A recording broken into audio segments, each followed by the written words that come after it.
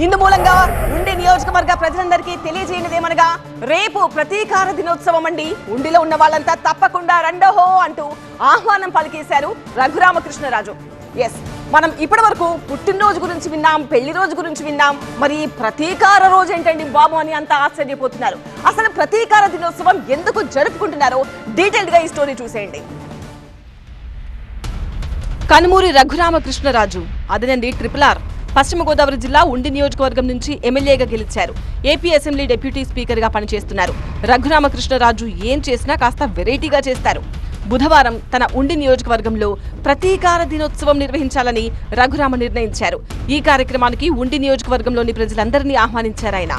గత ప్రభుత్వం ఎవరైతే ప్రజలు దారుణంగా తిరస్కరించారో మరి వాళ్ళు నా మీద రాజద్రోహం కేసు మే 14వ తారీఖు పెట్టి 2021లో మరి నన్ను తీసుకెళ్ళి ఏం చేశారన్నది అందరికీ తెలుసు. సో అదే వాళ్ళ సాగుకు వచ్చింది.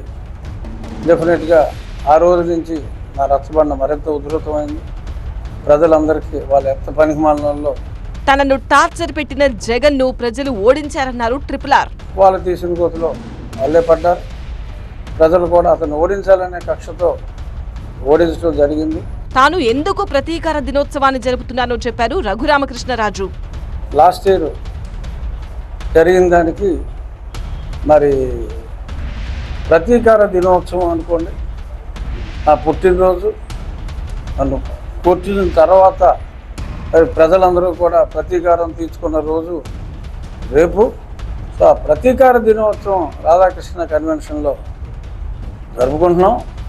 సో అందరూ కూడా వీలైనంత ఎవరికి వీలైతే వాళ్ళు ఆ ప్రతీకార దినోత్సవంలో పాల్గొనాలని చెప్పి మీడియా ద్వారా కూడా.